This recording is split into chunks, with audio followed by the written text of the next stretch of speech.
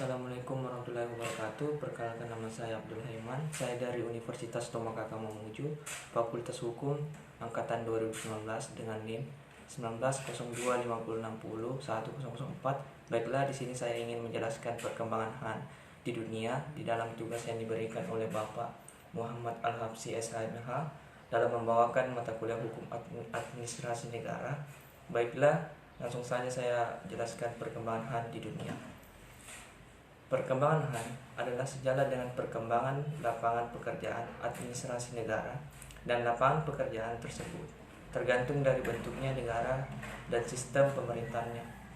Abad 4 sampai abad 15, abad pertengahan, pada masa ini kebanyakan negara, terutama di Eropa, adalah berbentuk monarki absolut, di mana seluruh pemerintahan atau kekuasaan negara berada dalam satu tangan, yakni berada pada tangan raja.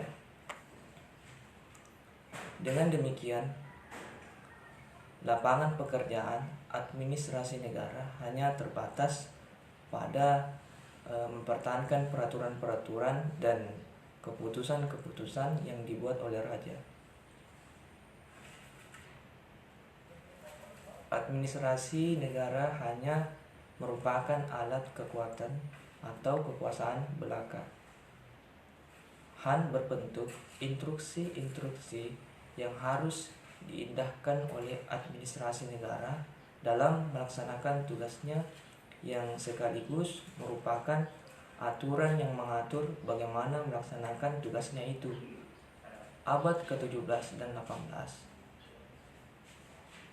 munculnya pemikiran tentang pemisahan kekuasaan dipengaruhi oleh teori yang dikemukakan oleh John Locke pada tahun 1632 sampai 1704, yakni adanya 3 macam kekuasaan di dalam negara yang harus diserahkan kepada badan-badan yang masing-masing berdiri sendiri.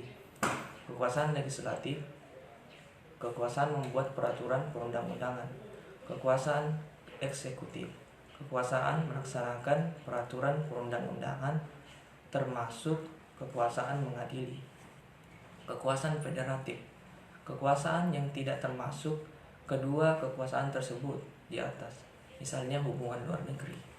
Seorang ahli hukum yang berkebangsaan Prancis yang bernama Montesquieu pada tahun 1689 sampai 1755 mengemukakan untuk membatasi kesewenangan raja yang absolut. Hendaknya dalam suatu negara diadakan pemisahan atau kekuasaan fungsi negara dalam 3 kekuasaan yang masing-masing mempunyai lapangan pekerjaan tersendiri dan terpisah-pisah satu sama lain, yaitu kekuasaan legislatif, kekuasaan eksekutif, dan kekuasaan yudikatif. Ajaran pemisahan kekuasaan ini dikenal nama trias politica. Menurut Montesquieu, tinjauan dari negara adalah membuat hukum dan mempertahankan hukum sehingga para warganya mempunyai kemerdekaan yang dijamin oleh hukum dan masyarakat tetap teratur. Negara bukan menjadi suatu alat atau kekuasaan, tetapi menjadi alat hukum.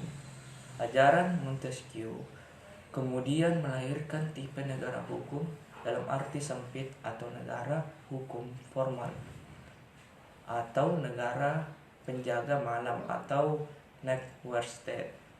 Itu mungkin penjelasan namanya. Dalam negara hukum formal ini dipisahkan dalam tegas antara negara dengan masyarakat. Negara tidak mencampuri segi-segi kehidupan masyarakat.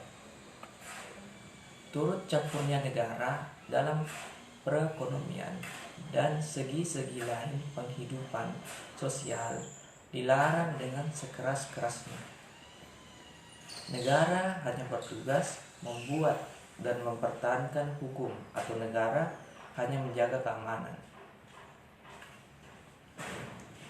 Peranan negara tidak begitu besar dari HAN.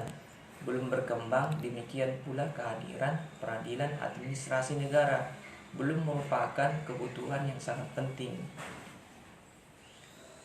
akhir dari abad 19 dan permulaan abad 20. Pada akhir abad 19 dan permulaan abad 20 muncul tipe welfare state atau negara kesejahteraan atau negara hukum material yang mengutamakan kepentingan seluruh rakyat.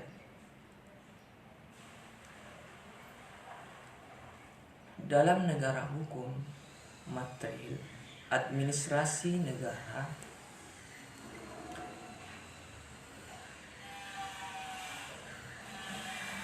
bertugas menjaga keamanan dalam arti seluas-luasnya, yaitu keamanan sosial yang di segala lapangan masyarakat turut serta secara aktif dalam pergaulan sosial sehingga kesejahteraan sosial bagi semua orang tetap terpelihara. Administrasi negara diserahi penyelenggaraan atau kesejahteraan kepentingan umum yang meliputi segala lapangan kemasyarakatan atau bisa disebut bestuizor. Hal ini menyebabkan lapangan pekerjaan atau administrasi negara berkembang semakin luas dan Han khusus juga berkembang dengan pesatnya. Han khusus adalah peraturan-peraturan hukum yang berhubungan dengan bidang-bidang tertentu dari kebijakan penguasa seperti contohnya hukum atas tata ruang atau hukum perizinan dan sebagainya. Untuk melaksanakan bestuizor tersebut, administrasi negara memerlukan kekuasaan kewenangan yang berupa kebebasan, kemerdekaan untuk bertindak atau mengambil keputusan menurut inisiatif sendiri atau Freie Ermessen. Freie Ermessen ini tidak jarang menyebabkan terjadinya perbuatan-perbuatan atau tindakan-tindakan administrasi negara yang bertentangan dengan peraturan perundang-undangan atau sewenang-wenang menurut Welker atau Bruce Detroit. Menyalahgunakan wewenang atau bisa disebut detournement di Forfait. Untuk itu, kehadiran Han dan asas-asas umum pemerintahan yang baik serta peradilan administrasi negara menjadi sangat penting, terutama untuk memberikan perlindungan kepada warga masyarakat. Kehadiran Han umum menjadi sangat penting. Jadi di sini Han umum adalah peraturan-peraturan hukum yang tidak terkait pada suatu bidang tertentu dari kebijakan penguasa. Seperti contohnya asas-asas umum pemerintahan yang baik, undang-undang peradilan administrasi negara. Baiklah, itu tadi penjelasan tentang perkembangan Han di dunia. Jika ada kesalahan dalam menjelaskan, mohon dimaafkan. Dan penjelasan saya tadi jika ada benarnya datang dari Allah Subhanahu wa taala dan salahnya datang dari saya pribadi. Dan saya akhiri, wabillahi taufiq wal hidayah. Wassalamualaikum warahmatullahi wabarakatuh.